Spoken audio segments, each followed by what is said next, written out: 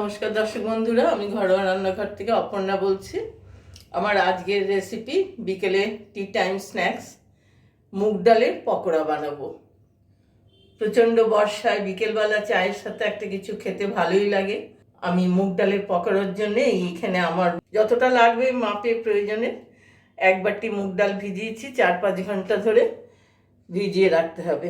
এর মধ্যে এটাকে এবার আগে পিষে নিয়ে আসতে হবে। এর মধ্যে আমি কিছু মশলা দেব, যেমন এই একটু লঙ্কা, একটু কালো জিরে, একটু জোয়ান, হলুদ, লবণ, এগুলো তো দিতেই হবে, আর একটু ক্রিস্পি করার জন্য চালের গুঁড়ো।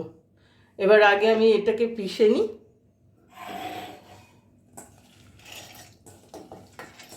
বেশি জল দেওয়া যাবে না, খুব অল্প জল দিয়ে এটাকে পিষতে হবে। আমি 2 টিস্পুন জল দিয়েছিলাম। এটা ভেজানোতে সফট হয়ে গেছিলো, এই যে এরকম নরম পেস্টটা হবে। এবার পেস্টটা একটা বাটিতে ঢেলে নিই। এবার লঙ্কাটা দিয়ে দিলাম, অবশ্য যার যার পছন্দের, যারা ঝাল পছন্দ করেন না অল্প দেবেন। এবার আমি চালের গুঁড়োটা দিয়ে দিলাম, 1/2 টিস্পুন কালো জিরে দিলাম, একটু জোয়ান দিয়ে দিলাম, এগুলো মুখে খুবই ভালো লাগবে খেতে।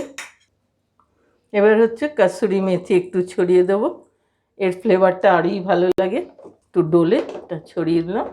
1 টিস্পুন লবণ দিলাম, 1 টিস্পুন হলুদ দিলাম।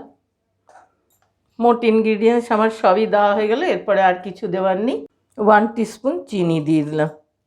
আমি একসাথে মিশিয়ে নেব।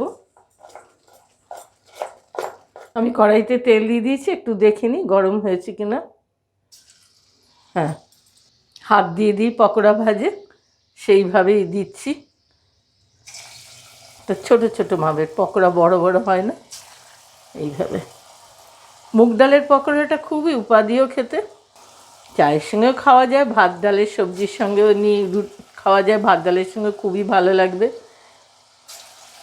অল্প অল্প করে এইভাবে দেবো, তাহলে ভালো ভাজা হবে। আমি এই প্রথমবার এরিয়াটা পুরো হয়ে গেল, ঠিক এইরকম হবে। এর থেকে বেশি লাল করলে টেস্ট খারাপ হয়ে যায়। মুগ ডাল একটা মিষ্টি ডাল,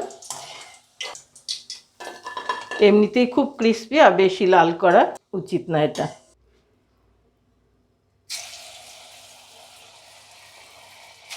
যখন এটা দেওয়া হবে দ্বিতীয়বার না, আঁচটা কমিয়ে, আমি আঁচ কমিয়ে দিয়ে এখন আবার দিচ্ছি।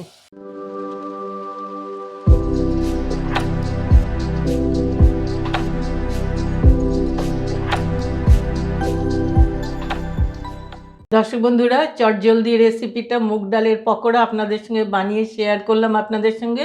ভালো লাগলে লাইক করবেন। খুব সহজে বিনা পরিশ্রমে চট করে হয়ে যায়, অনেক পরিশ্রম করতে হয় না, একটু ডালটাকে ভিজিয়ে রাখতে হয়। আর যারা পেঁয়াজ টেঁয়াজ খাবেন তারা তাই দিয়ে করবেন, আমি নিরামিষভাবে প্লেন করলাম। আর এই রেসিপিটা বানিয়ে চায়ের সঙ্গে, ডাল ভাতের সঙ্গেও খাওয়া যায়। অনেকের সঙ্গে শেয়ার করবেন বন্ধুরা। নতুন বন্ধুরা সাবস্ক্রাইব করে বেল আইকনটা টিপে দিতে ভুলবেন না।